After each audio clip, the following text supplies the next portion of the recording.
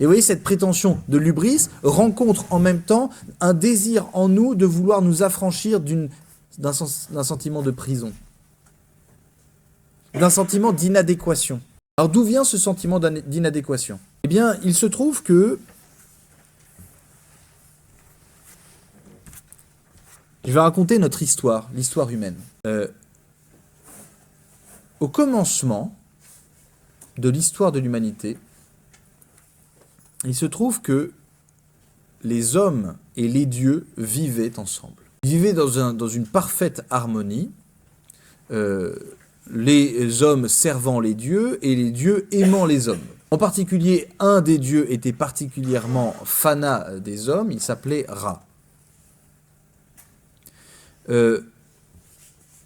Il se trouve que plusieurs hommes, au bout d'un moment, se sont dit, mais bon, on côtoie les dieux, et donc on est quand même très très important, mais les dieux nous saoulent un petit peu, donc on va essayer de les tuer. Les hommes vont se révolter, ils vont se révolter de manière très forte, ils vont se mettre en groupe et ils vont essayer de tuer les dieux. Les dieux, évidemment, vont les poutrer complètement, et donc vont choisir de faire quelque chose, c'est de partir.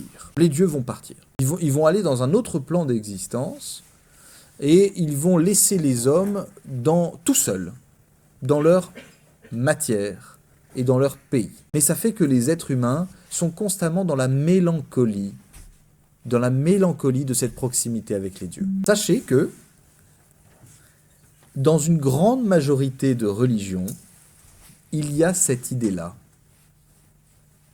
Une amitié avec Dieu, avec les dieux, avec le divin, et puis un événement, coupure avec le divin devient inaccessible, et les êtres humains sont laissés seuls. Et donc en eux s'exprime toujours une mélancolie du ciel. Bref, dans beaucoup de religions, il y a cette idée et ce mythe, et il y a une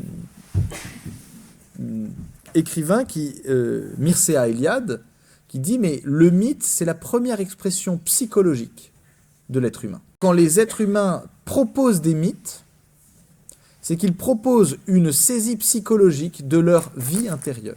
La seule chose que je constate, c'est que ça nous dit une vérité. Il y a une aspiration à être comme les dieux,